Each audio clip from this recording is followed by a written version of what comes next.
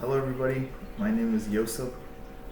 I am currently studying for the probability exam for actuaries, and I'm using this textbook, the ACTEX Learning P exam, the 2024 edition, and I figured this would be a really good way to help me study better and have better studying habits if I am able to explain it to other people. That way it might stick in my head better. And so this is really just to help me study, but if you also find something useful out of these videos, then that's really good. And I am very happy that I could have helped in any way, shape, or form. But I'll be going chapter by chapter, section by section. So this first video is going to be chapter 1, section 1, which is titled Probability and Spaces. So the first part of this section is really just a bunch of definitions, but we'll use all these definitions in a real example later. So I'll go through a few important definitions first. And the first definition that we're given is a sample point. And I'll have a whiteboard. So a sample point, I hope you can read that, is just a simple outcome of a random event. And like I said, these definitions will make better sense in an example that I'll show later. So a sample point, like I said, is just a simple outcome of a random event. So like, I guess just a quick example, if you throw a die, a 6-sided die, and you get a 1, then that 1 is just the sample point. And the collection of sample points is called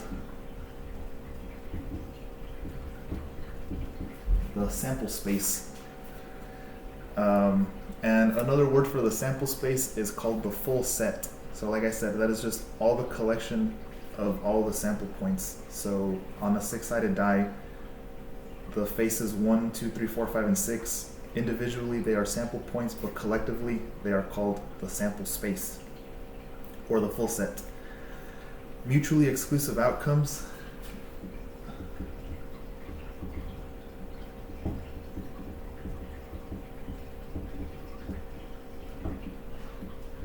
are events that cannot occur simultaneously. So if you throw a 1, then you cannot throw a 2 at the same time. So those are mutually exclusive, or disjoint is another word. Disjoint outcomes, because they can't happen at the same time. You can't throw a 1 and you can't throw a 2 on the same die. It's one or the other. Exhaustive outcomes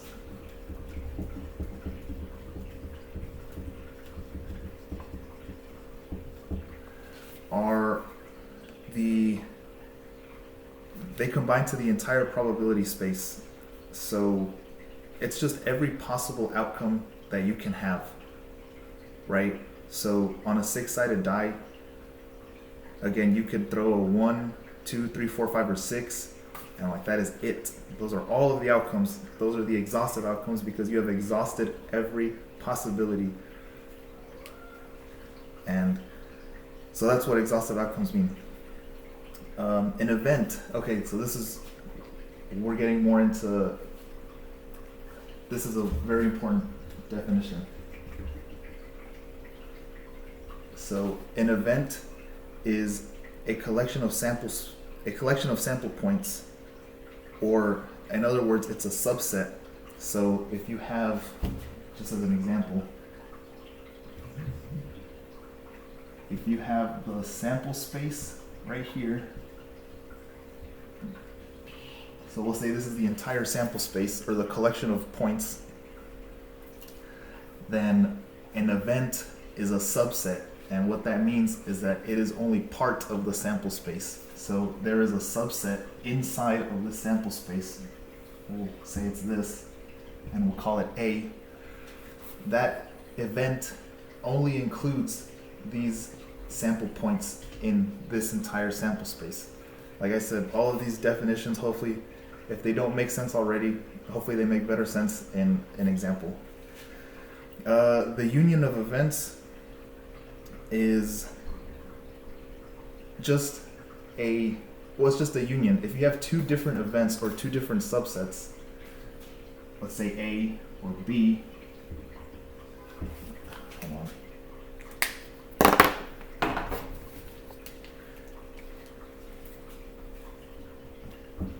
If you have two different events, A and B, then the union is simply just the collection of the points that are in both. So you would count all of the sample points in both of these subsets, and that is the union of events. And it is, the notation looks like this: A, and then like a huge capital U, A union B, and that includes all of those sample points in there. The intersection is denoted like this: A, that U upside down, A intersect B. And this is more of like, what this is saying is that these are the sample points that are in A and in B. Language also is very important. For the union A union B, the union of points, this is saying all of the sample points that are in A or in B. So if we made like two Venn diagrams,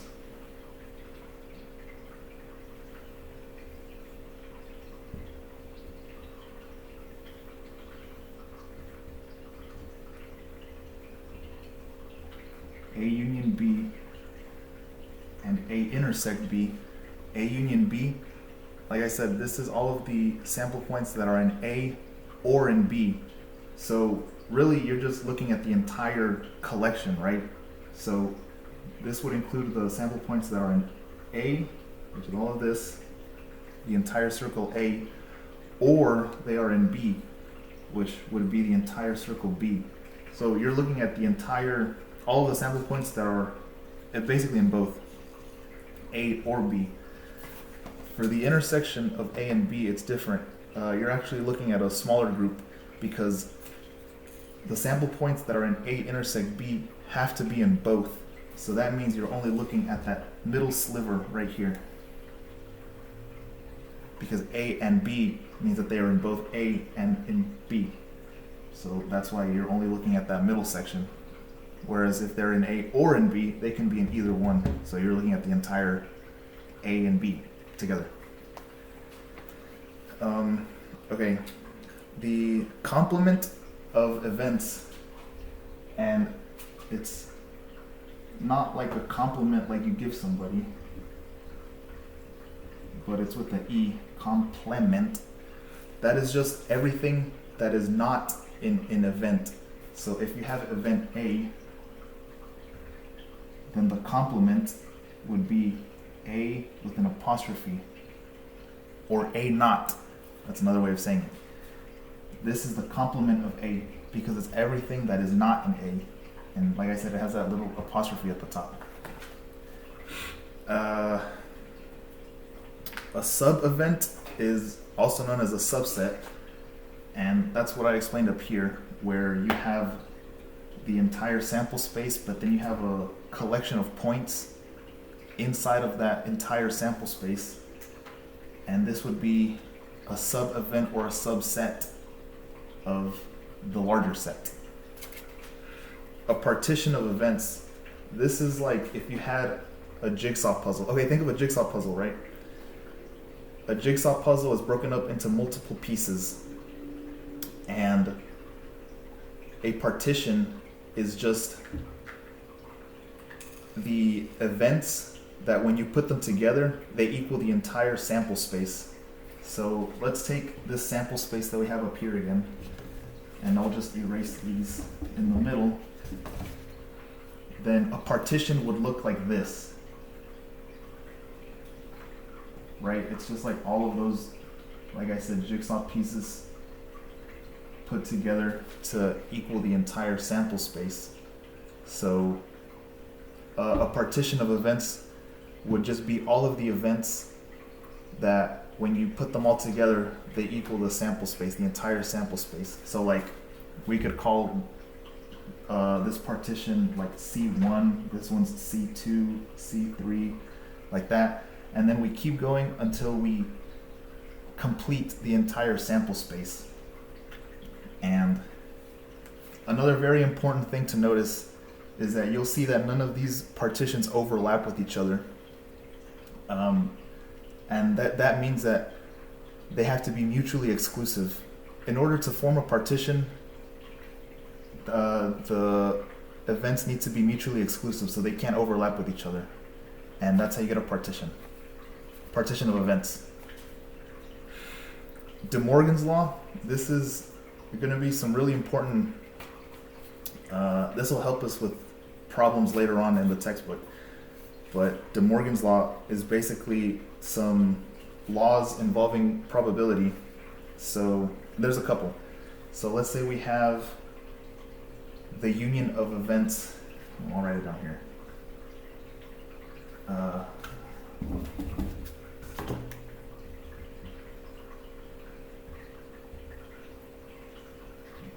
Alright, so De Morgan's law. So let's say we have A union B complement. So let's say we have the complement of A union B. This is basically the same thing as the complement of A intersect the complement of B. So these two, I hope it's not glaring too much. Is it? I don't know. These two are saying the exact same thing. If we have the union of events A and B and we take the complement, then this is the exact same thing as saying the complement of A intersect the complement of B. And if we show it on a Venn diagram, let's say we have A and we have B. Equals, oops.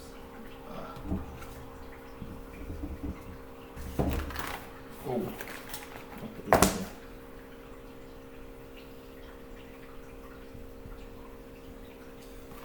So we have the union of A and B, which is, if we have the complement of the union of A and B, this equals the complement of A intersect the complement of B. So everything that is not in this union equals everything that intersects these two things. So like the intersect of A, everything not in A would just equal everything that is here in B, but then everything not in B equals everything not in A. Wait.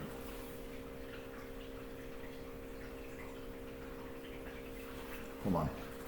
I gotta bust out the text. Okay, see, this is what I mean. Like, this is also helping me because I need to learn how to explain this, just so I can, have it in here.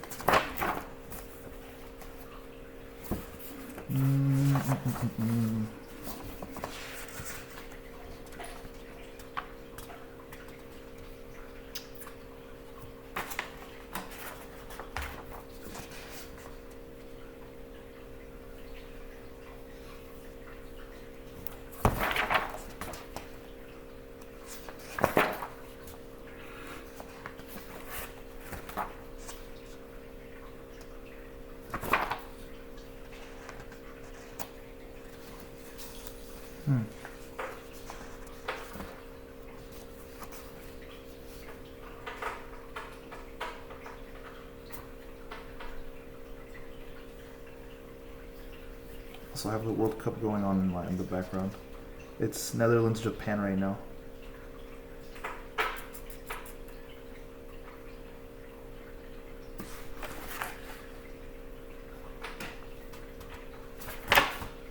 Alright, well we'll forget a Venn diagram for now. But it also,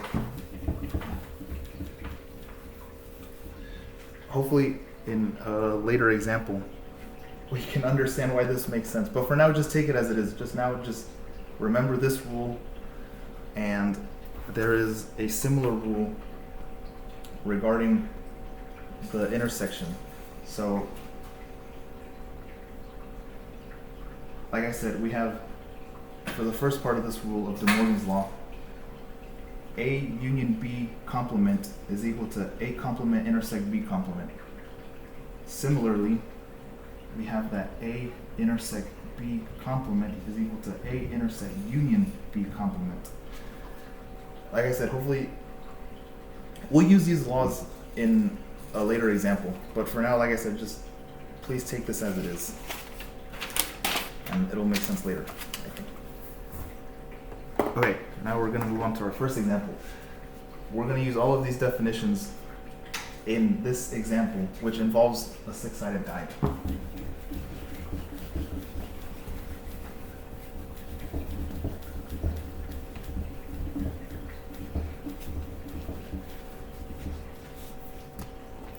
Alright.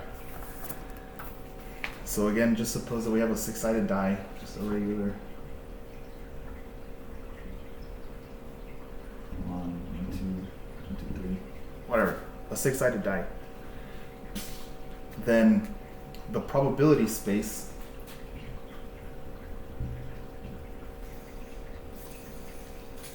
would be 1, 2, 3, 4, 5, and 6. This is the entire probability space because these are all of the possible outcomes. This also means that these are all of the exhaustive outcomes because these are, again, all of the possible outcomes. So a sample point would be an individual outcome. So like 1 is a sample point, 2 is a sample point, like that. So each individual number that is in the probability space is a sample point. Now, what all of these sample points also have is that they're all mutually exclusive. If I rolled and I got a 1, then that's all I get, you know, like I can't get a 1 and a 2 at the same time on the same roll. So that would make all of these mutually exclusive. They can't all, you know, you can't get 2 results at once. It's just 1 and that's it. Like I said, these are all exhaustive. They're all the possible outcomes for a 6-sided die. If you had an 8-sided die, then it would be 1 through 8. A 20-sided die, 1 through 20. Now, let's say we have some events. Let's say we have events A, B, C, and D.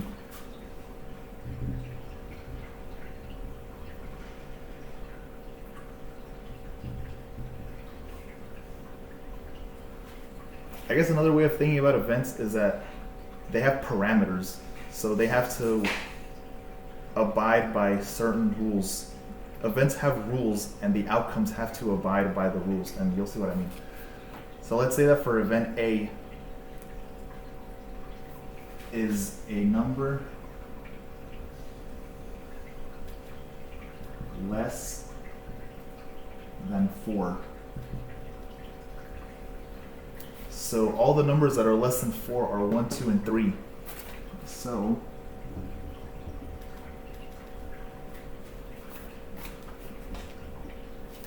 event A equals a number less than 4, which equals the outcomes 1, 2, and 3. So all of these 3 outcomes are event A. Now event B is, let's say that for event B we roll an even number.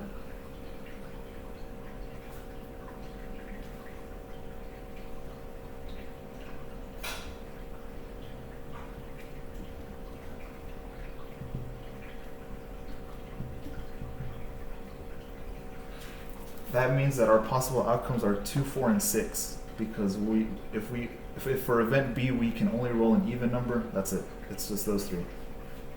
Let's say for event C, a 4 is tossed. Then the only possible outcome for event C would be a 4, because we're saying that only a 4 is tossed. So And then for event D, let's say a 2 is tossed.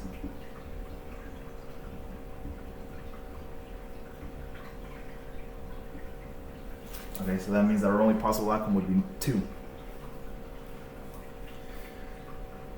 Now, we'll use the union, intersection, and complement to show some relations between these 4 events.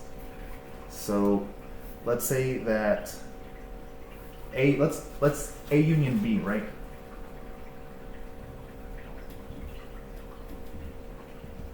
So remember that A union B is equal to all of the sample points that are in A or are in B. So that means that all of the possible outcomes for this relation, this union, would be 1, 2, 3, 4, and 6. Right, because it's the union, it's all of them together. So, and you'll notice that both A and B have 2 in their respective events, but we don't double count, we only count 2 once. So again, the union of A and B are the sample points 1, 2, 3, 4, and 6, because it's all of the sample points that are in both are in A or they're in B, so you group them all together. A intersect B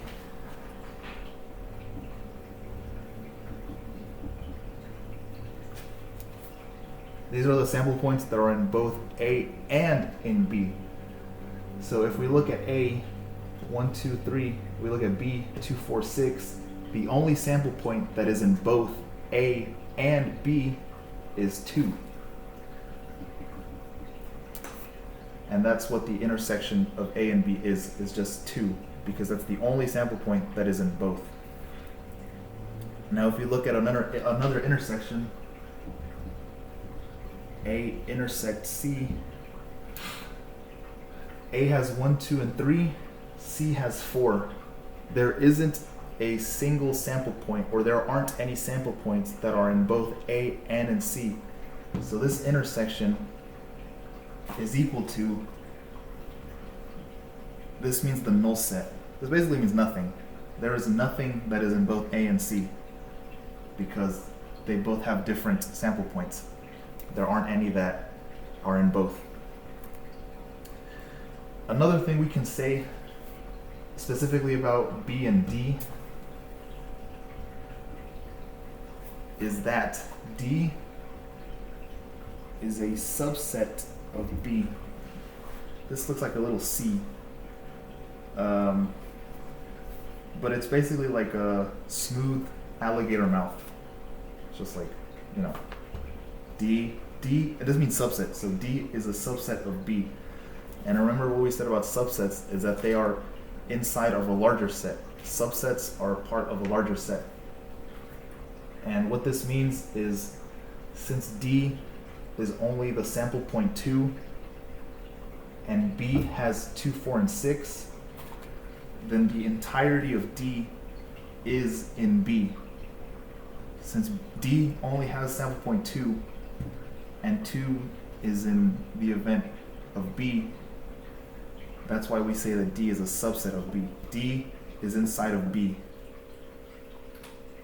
Also, I mean, we can say D is a subset of A because there's also a 2 in the event A.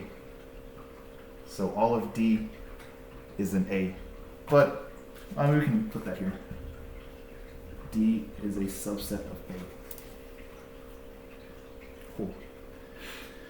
The complement of A. Remember that complement means everything that is not in A. So A is 1, 2, and 3. That means that the sample points that are not in A are 4, 5, and 6. Sorry. So the complement of A, 4, 5, and 6, because they are not in A. The complement of B, well, again, everything that's not in B because B is the event of tossing an even number, that means that the complement of B would be tossing odd numbers. So 1, 3, and 5. And the A union B, I'll put it over here.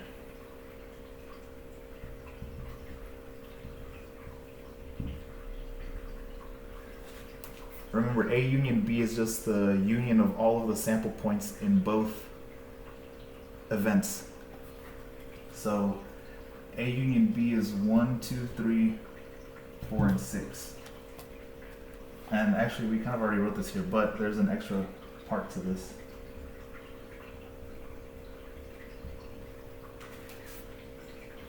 So remember, A union B, 1, 2, 3, 4, and 6.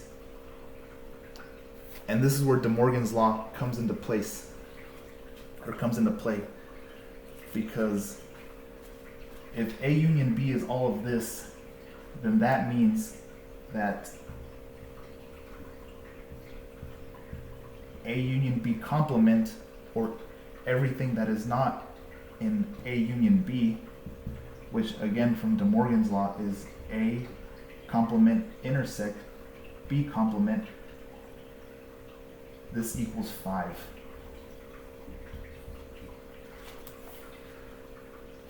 So again, A union B is everything that is in A and B, 1, 2, 3, 4, and 6.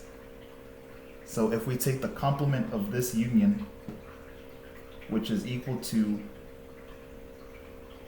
A complement intersect B complement, or everything that is not in A and everything that is not in B, then it's 5, because 5 is in neither one of A or B. So this is, again, this is De Morgan's law. 5 is not in either A or B. So that's why the complement of this is just everything not in this, which is 5. 5 is the only sample point that's missing from the union of A and B, which another way of reading that is A complement intersect B complement, or everything that's not in A and everything that is not in B, which is 5. Boom. That's De Morgan's law. Okay.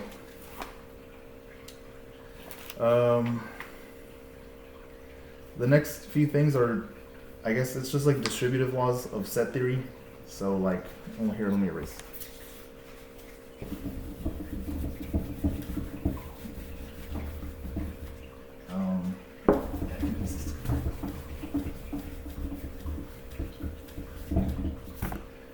Okay, so if you have like A intersect B1, union B2, union all the way to Bn.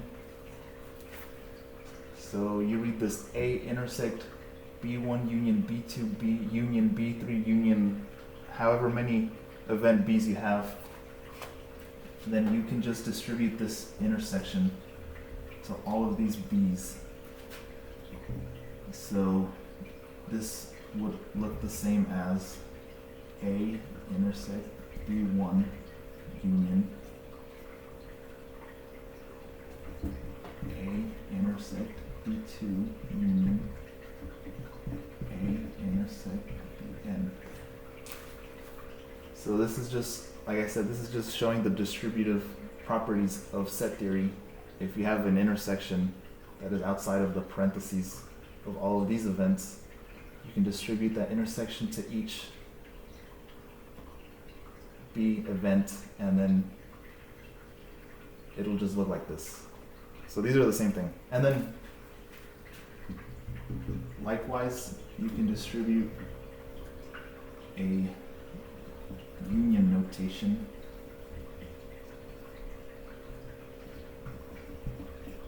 so you have A union B1 intersect B2 intersect, and that is the same thing as A union B1 intersect A union B2 intersect A union N. Again, this is just distributive laws.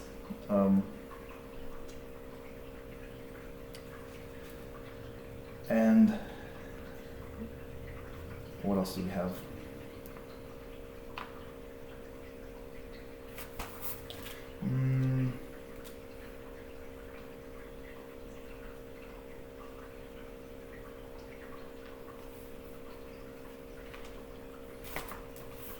Let me see.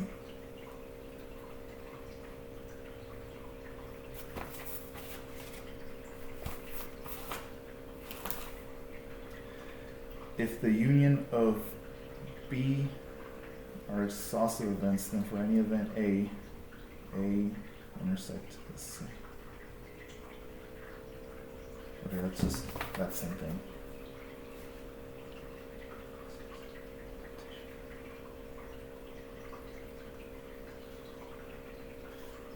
Okay, we already went over mutually exclusive, and that they form a partition, right?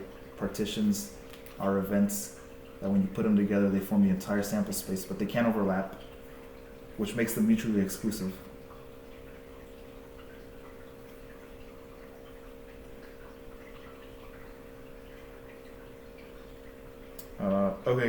These are just like some, maybe they'll be useful later. I guess, yeah, I should explain these. So let's say we have a Venn diagram of A and B.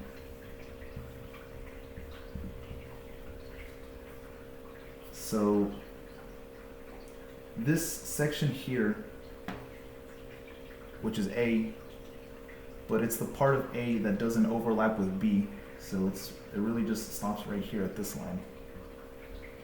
This section is known as A intersect B complement because these are the sample points that are in A and are not in B. So like I said, because this section of A does not overlap with B, then this section is not B, right?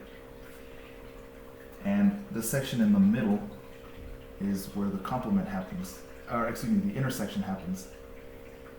So this little sliver in the middle is A intersect B. Sample points that are in A and in B land right there in the middle. Likewise, this section over here would be not A intersect B. Sample points that are not in A and are in B.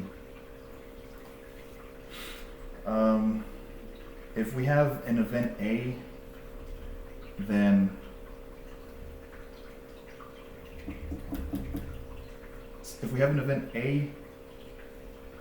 if we do the union of A and not A, that is just the entire sample space. Everything in A union everything not in A is just S, which is the entire sample space, which makes sense logically, right? You have all of one thing and everything else. You put it together, it just equals the entire pie.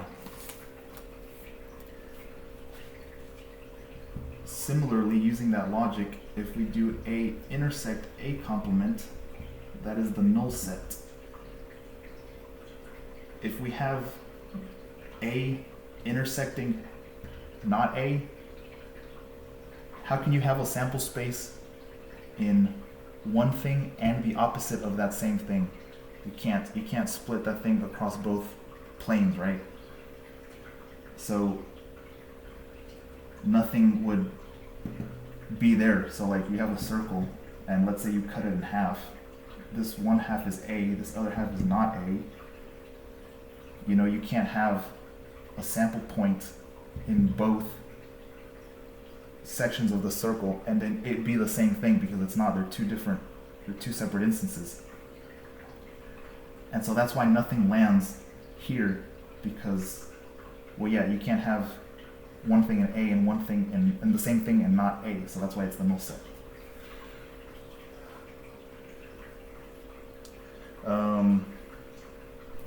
Another quick thing, if A is a subset of B, then A union B is equal to B, and A intersect B is equal to A. And we'll see this. So let's say let's say that we have a donut. It's not really a donut. It's just a circle inside of another circle. So if A is the little circle and B is the bigger circle, all of the points that are in A and all of the points that are in B, the union of those is just B. So what does that mean? Well, if we take all of the points in A and we unite them with all of the points in B, so A plus B, it's just this entire circle, which would just be B. But if we take the intersect of A and B, then it's just A. All of the points in A that are also in B, or excuse me, if we have an event that lands in A and it lands in B, then it would just be A. So boom, let's say that little point is an event. Because it's an A, that means that it's also in B. So that means that all of the events in A that intersect with B would just be A. Because A is already in B. A is a subset of B. And okay, that's it for section 1.1. I also hope that over time I can get quicker at explaining things. But like I said, this is also just for me to better learn the material. So I'm going to read the material first and then I'm going to try to explain it. And that's my method. That's going to be my method doing this. Or doing it like this. But like I said, if I don't know, somebody watches these and they also learn something, that'd be kind of cool. But okay. That's it for this video.